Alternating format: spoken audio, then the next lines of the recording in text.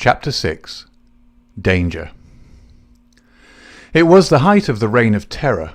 McMurdo, who had already been appointed inner deacon with every prospect of some day succeeding McGinty as bodymaster, was now so necessary to the counsels of his comrades that nothing was done without his help and advice. The more popular he became, however, with the freemen, the blacker were the scowls which greeted him as he passed along the streets of Vermissa. In spite of their terror, the citizens were taking heart to band themselves together against their oppressors. Rumours had reached the lodge of secret gatherings in the Herald office, and of distribution of firearms among the law-abiding people. But McGinty and his men were undisturbed by such reports. They were numerous, resolute, and well armed. Their opponents were scattered and powerless.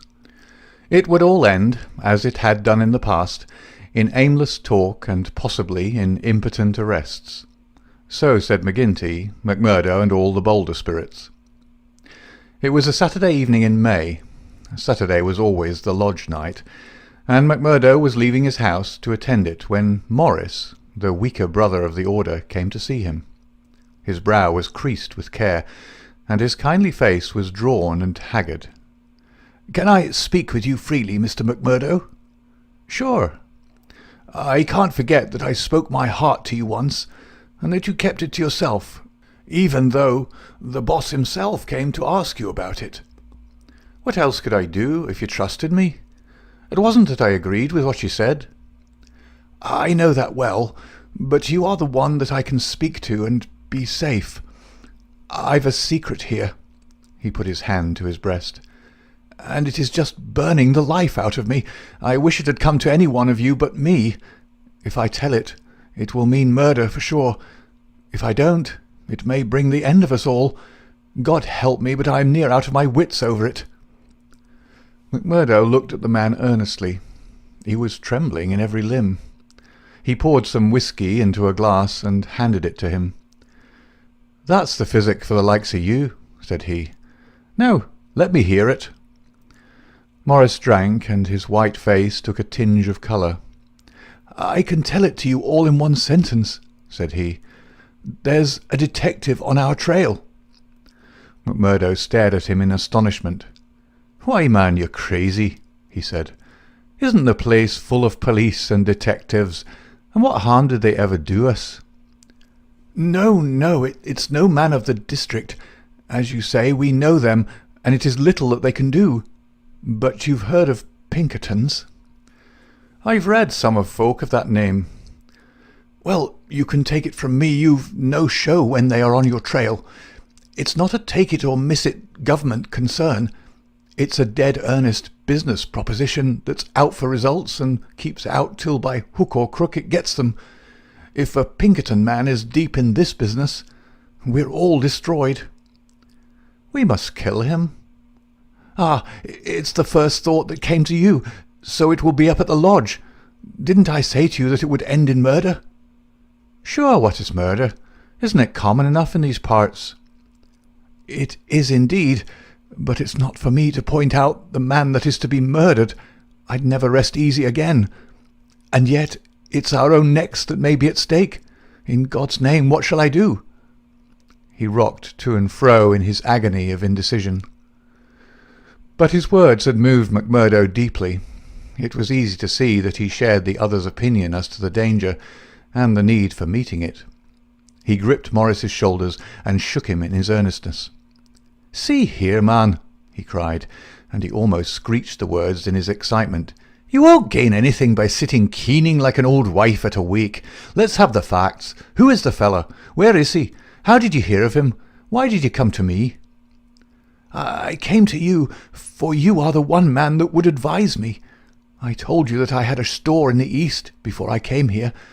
I left good friends behind me, and one of them is in the telegraph service. Here's a letter that I had from him yesterday.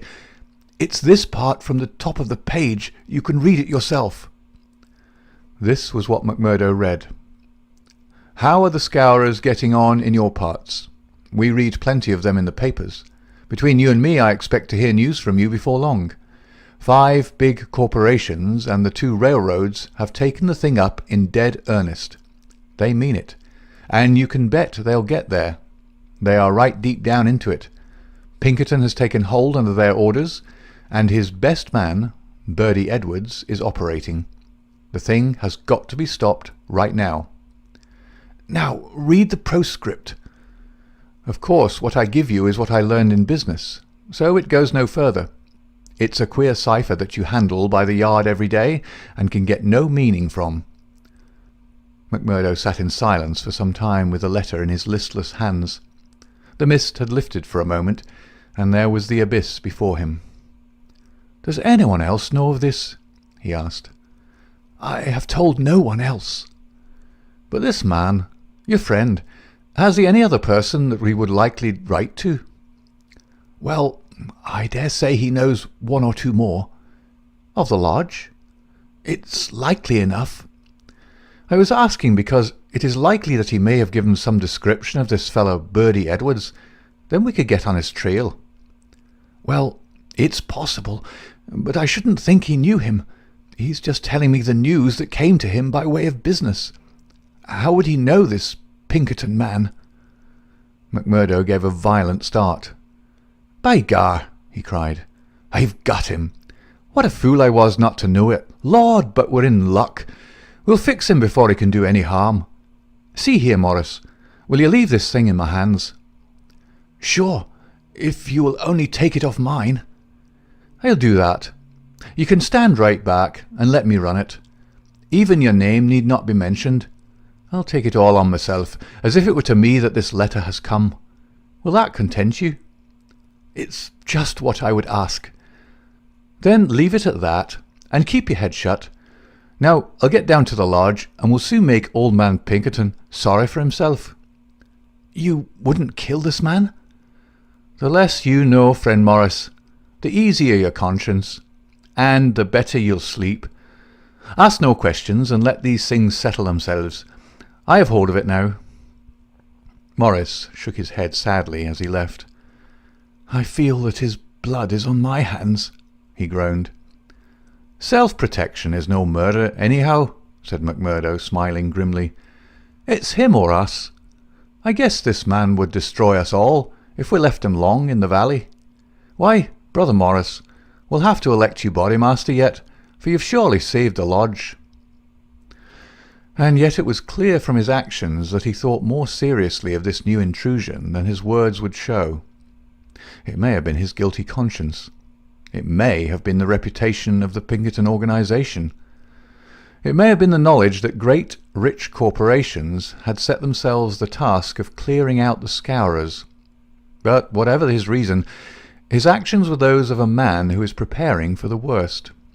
Every paper which would incriminate him was destroyed before he left the house. After that, he gave a long sigh of satisfaction, for it seemed to him that he was safe.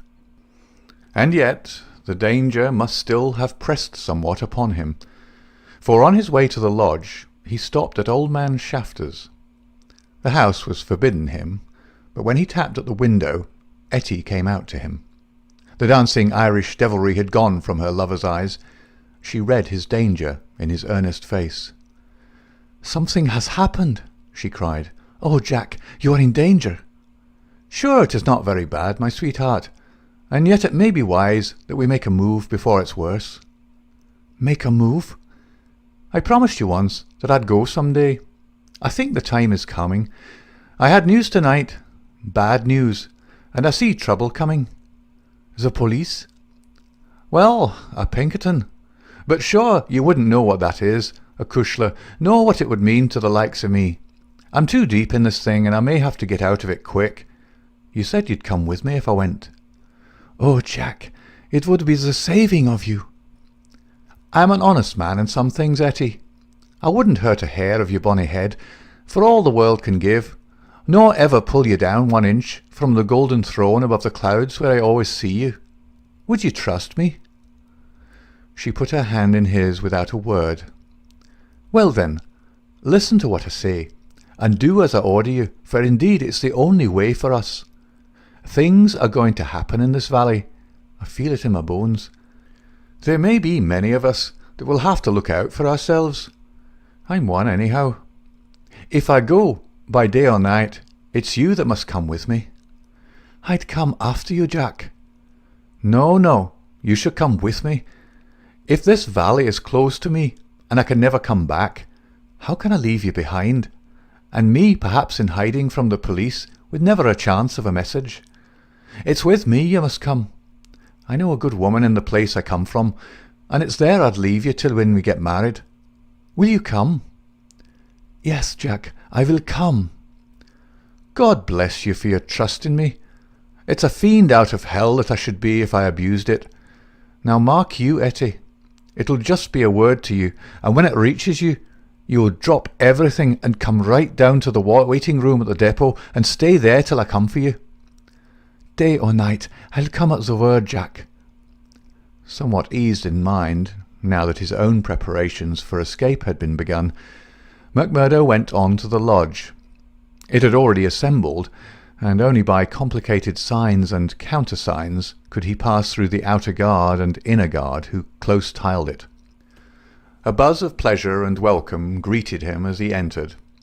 The long room was crowded, and through the haze of tobacco smoke he saw the tangled black mane of the bodymaster, the cruel, unfriendly features of Baldwin, the vulture face of Harroway, the secretary, and a dozen more who were among the leaders of the lodge. He rejoiced that they should all be there to take counsel over his news. "Indeed, it's glad we are to see you, brother," cried the chairman. "There's business here that wants a Solomon in judgment to set it right." "It's Lander and Egan," explained his neighbour as he took his seat. "They both claim the head money given by the lodge for the shooting of old man Crabbe over at Stylestown. And who's to say which fired the bullet?" McMurdo rose in his place and raised his hand. The expression of his face froze the attention of the audience. There was a dead hush of expectation. "Eminent Bodymaster," he said in a solemn voice, "I claim urgency." "Brother McMurdo claims urgency," said McGinty. "It's a claim that by the rules of this lodge takes precedence. Now, brother, we attend you." McMurdo took the letter from his pocket. "Eminent Bodymaster and brethren," he said, "I am the bearer of ill news this day, but it is better that it should be known and discussed than that a blow should fall upon us without warning, which would destroy us all. I have information that the most powerful and richest organizations in this state have bound themselves together for our destruction, and that at this very moment there is a Pinkerton detective, one Birdie Edwards, at work in the valley, collecting the evidence which may put a rope around the necks of many of us and send every man in this room into a felon's cell. That is the situation for the discussion of which I have made a claim of urgency." There was a dead silence in the room. It was broken by the chairman. "What is your evidence for this, Brother McMurdo?" he asked. "It is in this letter which has come into my hands," said McMurdo. He read the passage aloud. "It is a matter of honour with me that I can give no further particulars about the letter, nor put it into your hands, but I assure you that there is nothing else in it which can affect the interests of the lodge. I put the case before you as it has reached me." "Let me say, Mr. Chairman," said one of the older brethren, "that I have heard of Birdie Edwards, and that he has the name of being the best man in the Pinkerton service." "Does anyone know him by sight?" asked McGinty. "Yes," said McMurdo, "I do." There was a murmur of astonishment through the hall. "I believe we hold him in the hollow of our hands," he continued with an exulting smile upon his face. "If we act quickly and wisely, we can cut this thing short. If I have your confidence and your help, 'tis a little that we have to fear." "What have we to fear anyhow? What can he know of our affairs?" "You might say so, if all were as staunch as you, counsellor. But this man has all the millions of the capitalists at his back. Do you think there is no weaker brother among all our lodges that could not be bought? He will get at our secrets. Maybe has got them already. There's only one sure cure." "That he never leaves the valley," said Baldwin. McMurdo nodded. "Good for you, Brother Baldwin," he said. You and I have had our differences, but you've said the true word tonight. Where is he then? Where shall we know him? Eminent Bodymaster, said McMurdo earnestly, I'd put it to you that this is too vital a thing for us to discuss in open lodge. God forbid that I should throw a doubt on anyone here, but if so much as a word of gossip got to the ears of this man, there would be an end of any chance of our getting him. I would ask the lodge to choose a trustee committee, Mr. Chairman, yourself, if I might suggest it, and Brother Baldwin here, and 5 more.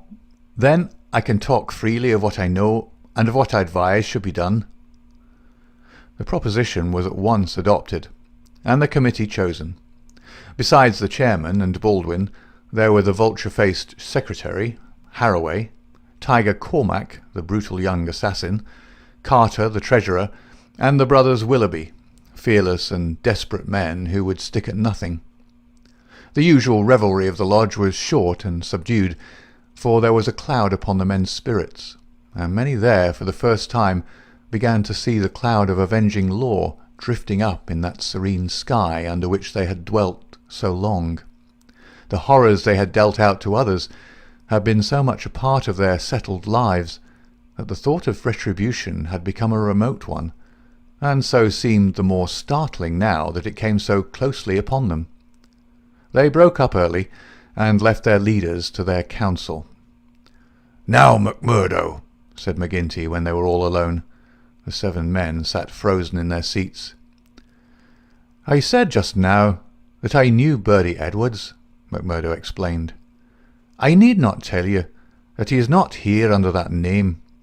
He's a brave man, but not a crazy one. He passes under the name of Steve Wilson, and he's lodging at Hobson's Patch. How do you know this? Because I fell into talk with him. I thought little of it at the time, nor would have given it a second thought, but for this letter. But now I'm sure it's the man. I met him on the cars when I went down the line on Wednesday. A hard case if ever there was one. He said he was a reporter. I believed it for the moment. Wanted to know all he could about the Scourers and what he called the outrages for a New York paper. Asked me every kind of question so as to get something. You bet I was giving nothing away. I'd pay for it and pay well, said he, if I could get some stuff that would suit my editor. I said what I thought would please him best, and he handed me a $20 bill for my information. There's 10 times that for you, said he, if you can find me all that I want. What did you tell him then? Any stuff I could make up. How do you know he wasn't a newspaper man? I'll tell you. He got out at Hobson's Patch, and so did I. I chanced into the Telegraph Bureau, and he was leaving it. See here, said the operator after he'd gone out. I guess we could charge double rates for this. I guess you should, said I. He'd filled the form with stuff that might have been Chinese for all we could make of it. He fires a sheet of this off every day, said the clerk.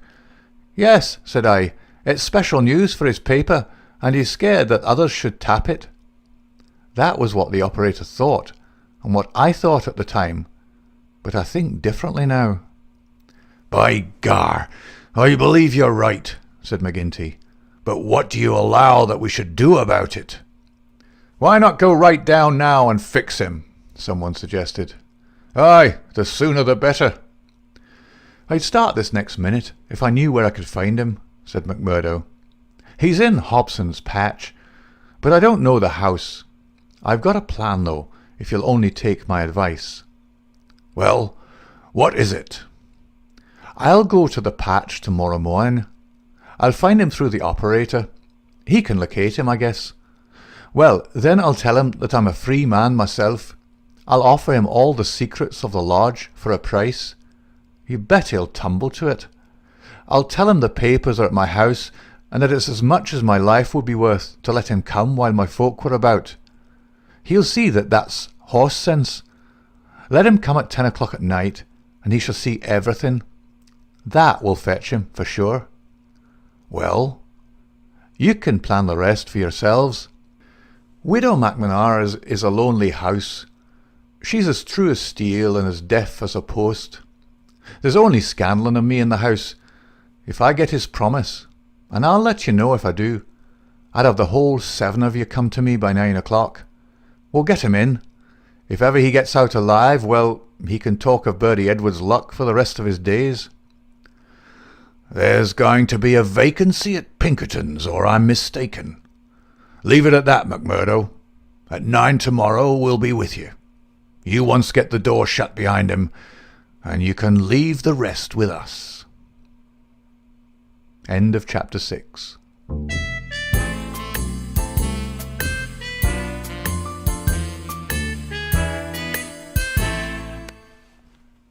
Chapter 7. The Trapping of Bertie Edwards. As McMurdo had said, the house in which he lived was a lonely one, and very well suited for such a crime as they had planned. It was on the extreme fringe of the town, and stood well back from the road. In any other case, the conspirators would have simply called out their man, as they had many times before, and emptied their pistols into his body.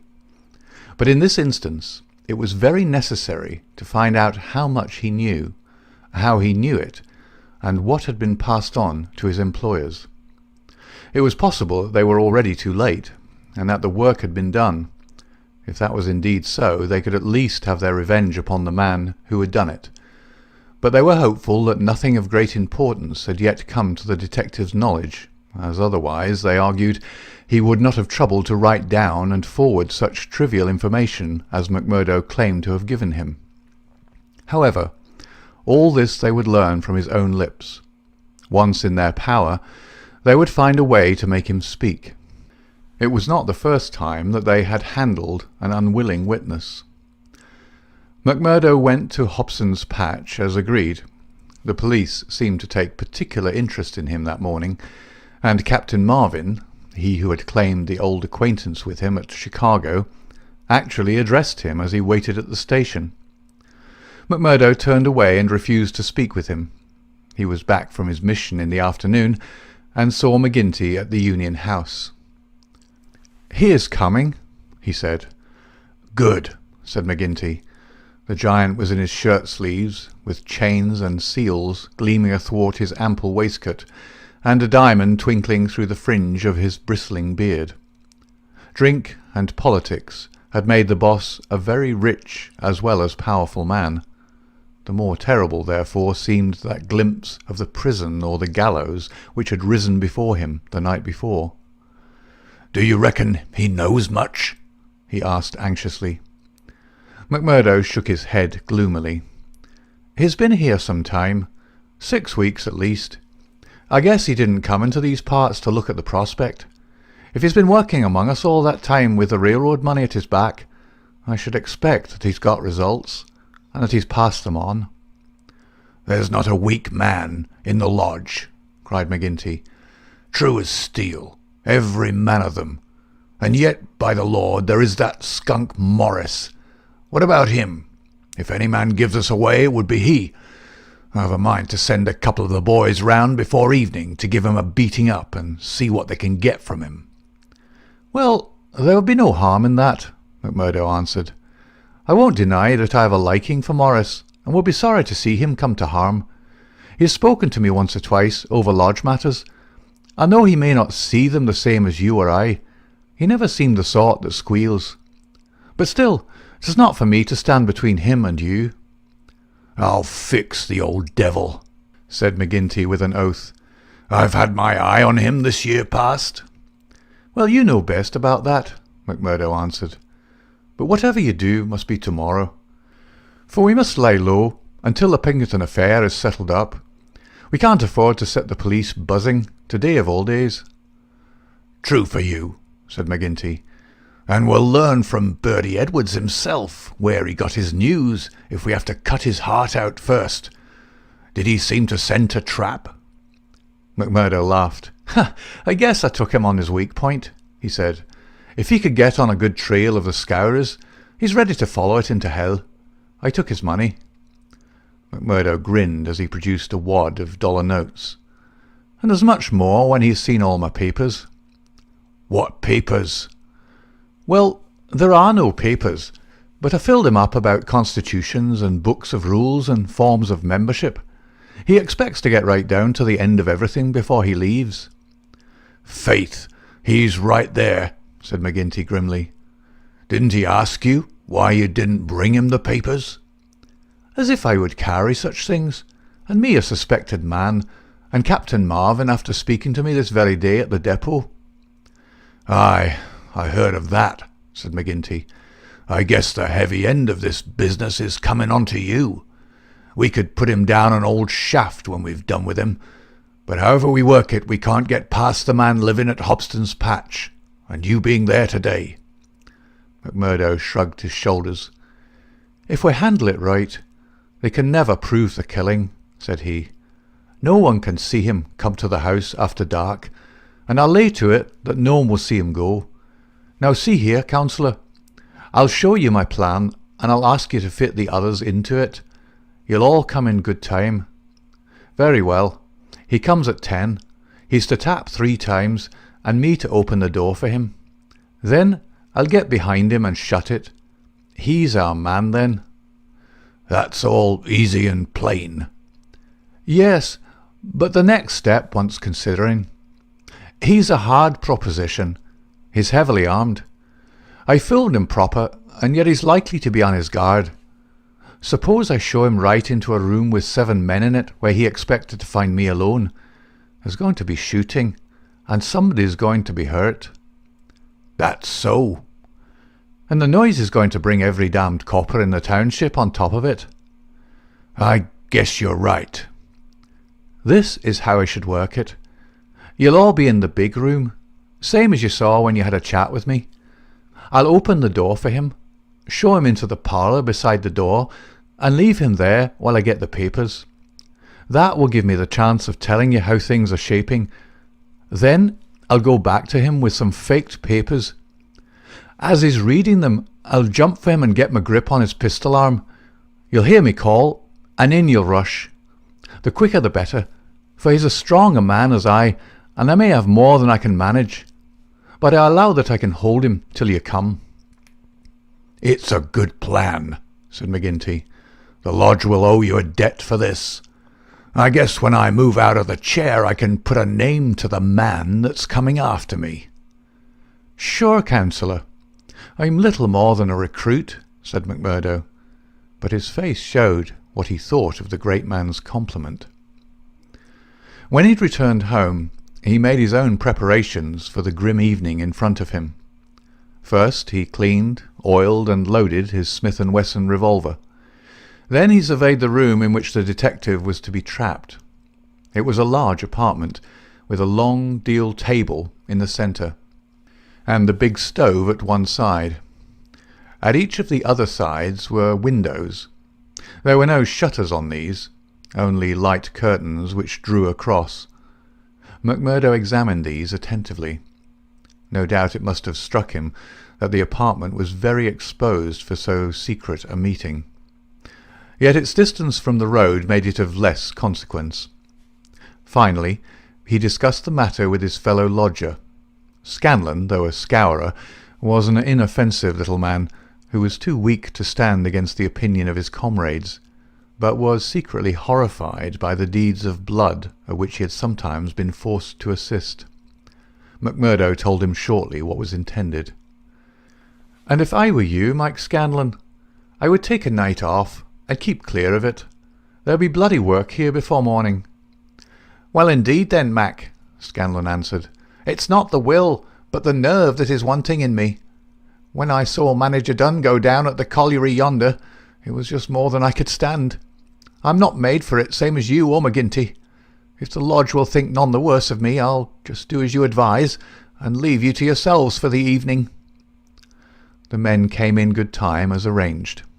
They were outwardly respectable citizens, well clad and cleanly, but a judge of faces would have read little hope for Bertie Edwards in those hard mouths and remorseless eyes. There was not a man in the room whose hands had not been reddened a dozen times before. They were as hardened to human murder as a butcher to sheep. Foremost, of course, both in appearance and in guilt, was the formidable boss, Harroway, the secretary, was a lean, bitter man with a long, scraggy neck and nervous, jerky limbs. A man of incorruptible fidelity where the finances of the order were concerned, and with no notion of justice or honesty to anyone beyond. The treasurer, Carter, was a middle-aged man with an impassive, rather sulky expression and a yellow parchment skin. He was a capable organizer, and the actual details of nearly every outrage had sprung from his plotting brain.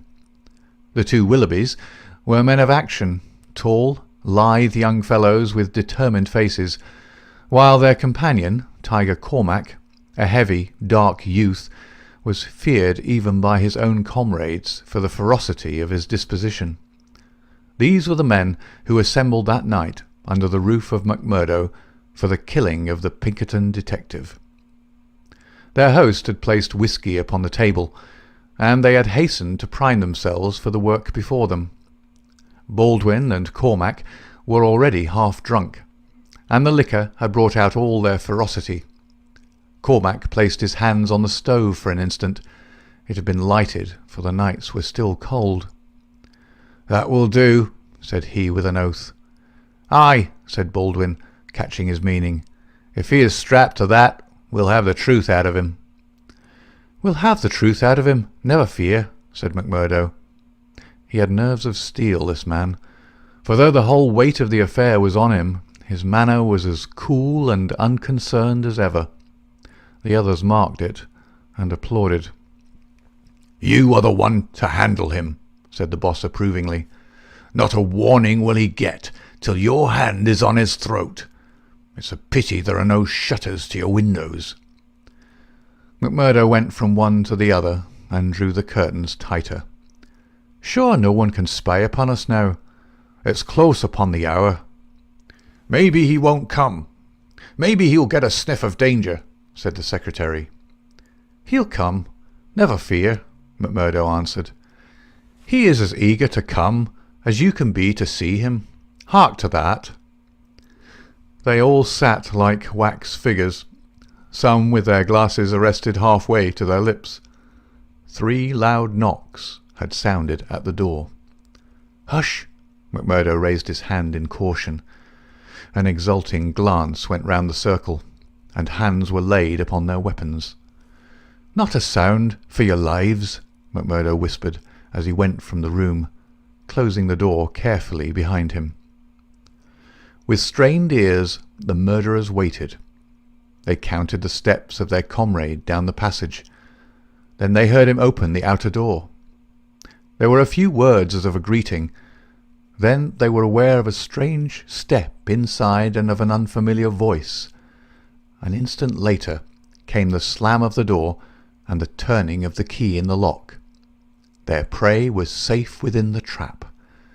Tiger Cormac laughed horribly, and Boss McGinty clapped his great hand across his mouth.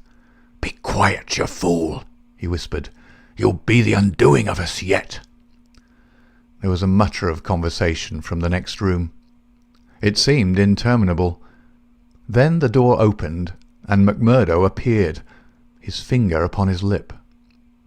He came to the end of the table and looked round at them. A subtle change had come over him. His manner was as of one who has great work to do. His face had set into granite firmness. His eyes shone with a fierce excitement behind his spectacles. He had become a visible leader of men. They stared at him with eager interest, but he said nothing. Still, with the same singular gaze, he looked from man to man. "Well," cried Boss McGinty at last, "is he here? Is Bertie Edwards here?" "Yes," McMurdo answered slowly. "Bertie Edwards is here. I am Bertie Edwards." There were 10 seconds after that brief speech during which the room might have been empty, so profound was the silence. The hissing of a kettle upon the stove rose sharp and strident to the ear. 7 white faces, all turned upward to this man who dominated them, were set motionless with utter terror. Then, With a sudden shivering of glass, a bristle of glistening rifle barrels broke through each window, while the curtains were torn from their hangings. At the sight, Boss McGinty gave the roar of a wounded bear and plunged for the half-open door. A levelled revolver met him there, with the stern blue eyes of Captain Marvin of the Mine Police gleaming behind the sights. The boss recoiled and fell back into his chair. "You're safer there, councillor," said the man whom they had known as McMurdo. "And you, Baldwin, if you don't take your hand off your pistol, you'll cheat the hangman yet. Pull it out, or by the Lord that made me—" "There, that will do. There are 40 armed men round this house, and you can figure it out for yourself what chance you have. Take their pistols, Marvin." There was no possible resistance under the menace of those rifles. The men were disarmed. Sulky, sheepish, and amazed, they still sat round the table. "I'd like to say a word to you before we separate," said the man who had trapped them. "I guess we may not meet again until you see me on the stand in the courthouse. I'll give you something to think over between now and then. You know me now for what I am. At last I can put my cards on the table. I am Bertie Edwards of Pinkerton's. I was chosen to break up your gang. I had a hard and dangerous game to play. Not a soul, not one soul, not my nearest and dearest, knew that I was playing it. Only Captain Marvin here and my employers knew that. But it's over tonight, thank God, and I am the winner." The 7 pale, rigid faces looked up at him. There was unappeasable hatred in their eyes. He read the relentless threat. "Maybe you think that the game is not over yet. Well, I take my chance of that. Anyhow, some of you will take no further hand, and there are 60 more besides yourselves that will see a jail this night. I'll tell you this, that when I was put upon this job I never believed there was such a society as yours. I thought it was paper talk, and that I would prove it so. They told me it was to do with the freemen, so I went to Chicago and was made one. Then I was surer than ever that it was just paper talk, for I found no harm in the society, but a deal of good. Still, I had to carry out my job, and I came to the coal valleys. When I reached this place I learned that I was wrong, and that it wasn't a dime novel after all.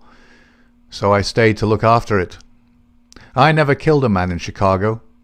I never minted a dollar in my life. Those I gave you were as good as any others, but I never spent money better. But I knew the way into your good wishes, and so I pretended to you that the law was after me. It all worked just as I thought. So I joined your infernal lodge, and I took my share in your councils. Maybe they will say that I was as bad as you. They can say what they like, so long as I get you. But what is the truth? The night I joined, you beat up old man Stanger. I could not warn him, for there was no time, but I held your hand, Baldwin, when you would have killed him. If ever I've suggested things, so as to keep my place among you, they were things which I knew I could prevent. I could not save Dunn and Menzies, for I did not know enough. But I will see that their murderers are hanged. I gave Chester Wilcox warning, so that when I blew his house in, he and his folk were in hiding. There was many a crime that I could not stop. But if you look back and think how often your man came home the other road, or was down in town when you went for him, or stayed indoors when you thought he would come out, you'll see my work." "You blasted traitor!" hissed McGinty through his closed teeth. "Aye, John McGinty, you may call me that if it eases your smart. You and your like have been the enemy of God and man in these parts. It took a man to get between you and the poor devils of men and women that you held under your grip. There was just one way of doing it, and I did it. You call me a traitor, but I guess there's many 1,000 will call me a deliverer that went down into hell to save them. I've had 3 months of it. I wouldn't have 3 such months again if they let me loose in the treasury of Washington for it. I had to stay till I had it all, every man and every secret, right here in this hand. I'd have waited a little longer if it hadn't come to my knowledge that my secret was coming out. A letter had come into the town that would have set you wise to it all. Then I had to act, and act quickly. I've nothing more to say to you, except that when my time comes I'll die the easier when I think of the work I've done in this valley. Now, Marvin, I'll keep you no more. Take them in and get it over." There is little more to tell. Scanlon had been given a sealed note to be left at the address of Miss Etty Shafter, a mission which she had accepted with a wink and a knowing smile. In the early hours of the morning, a beautiful woman and a much muffled man boarded a special train which had been sent by the railroad company and made a swift, unbroken journey out of the land of danger. It was the last time that ever either Etty or her lover set foot in the Valley of Fear. 10 days later they were married in Chicago, with old Jacob Shafter as witness of the wedding. The trial of the Scourers was held far from the place where their adherents might have terrified the guardians of the law. In vain they struggled.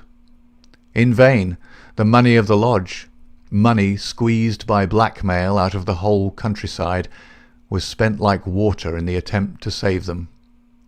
That cold, clear, unimpassioned statement, from one who knew every detail of their lives, their organization and their crimes, was unshaken by all the wiles of their defenders. At last, after so many years, they were broken and scattered. The cloud was lifted forever from the valley. McGinty met his fate upon the scaffold, cringing and whining when the last hour came. 8 of his chief followers shared his fate. 50-odd had various degrees of imprisonment. The work of Bertie Edwards was complete. And yet, as he had guessed, the game was not over yet. There was another hand to be played, and yet another and another. Ted Baldwin, for one, had escaped the scaffold. So had the Willoughbys.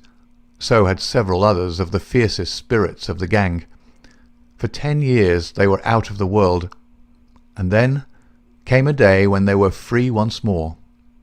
A day which Edwards, who knew his men, was very sure would be an end of his life of peace.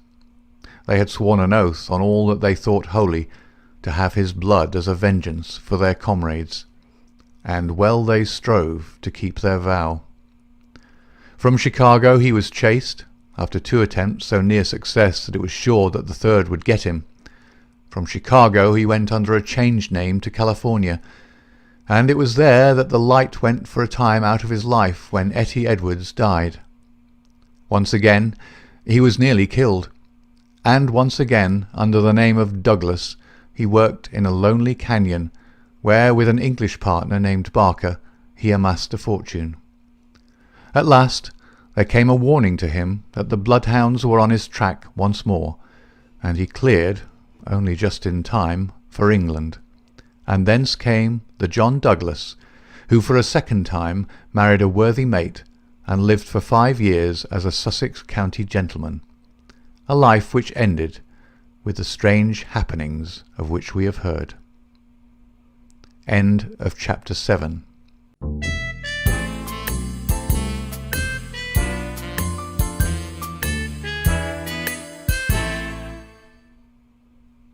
Epilogue. The police trial had passed, in which the case of John Douglas was referred to a higher court. So had the quarter sessions, at which he was acquitted as having acted in self-defence. "Get him out of England at any cost," wrote Holmes to the wife.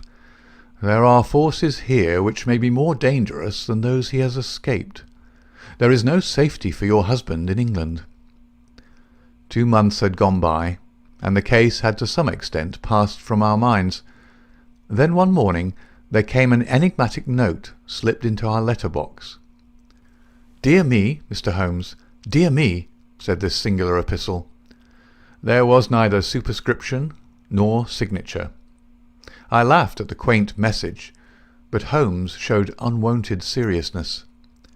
"Devilry, Watson," he remarked, and sat long with a clouded brow.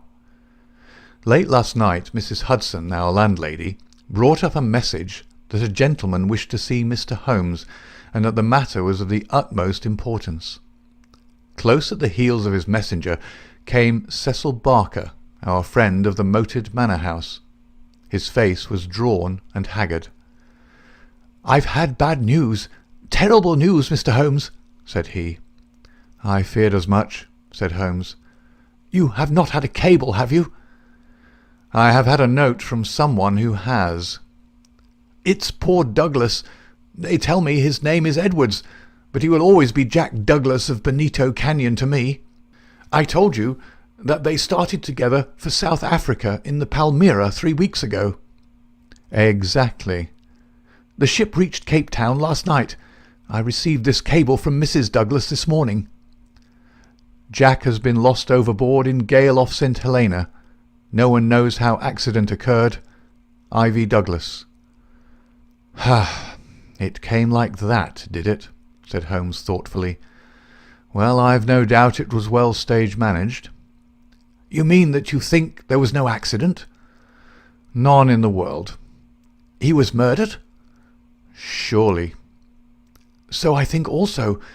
These infernal scourers, this cursed vindictive nest of criminals." "No, no, my good sir," said Holmes. "There is a master hand here. It is no case of sawed-off shotguns and clumsy six-shooters. You can tell an old master by the sweep of his brush. I can tell a Moriarty when I see one. This crime is from London, not from America." "But for what motive?" "Because it is done by a man who cannot afford to fail. One whose whole unique position depends upon the fact that all he does must succeed. A great brain and a huge organization have been turned to the extinction of one man. It is crushing the nut with the trip-hammer, an absurd extravagance of energy, but the nut is very effectually crushed all the same." "How came this man to have anything to do with it?" "I can only say that the first word that ever came to us of the business was from one of his lieutenants. These Americans were well advised.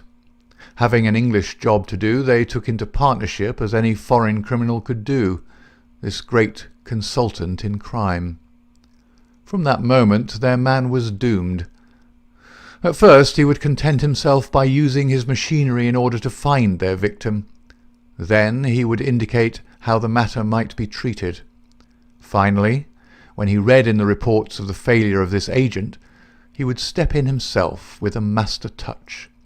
You heard me warn this man at Burleston Manor House that the coming danger was greater than the past. Was I right?" Barker beat his head with his clenched fist in his impotent anger. "Do not tell me that we have to sit down under this. Do you say that no one can ever get level with this King Devil?" "No, I don't say that," said Holmes, and his eyes seemed to be looking far into the future. "I don't say that he can't be beat. But you must give me time. You must give me time." We all sat in silence for some minutes, while those fateful eyes still strained to pierce the veil.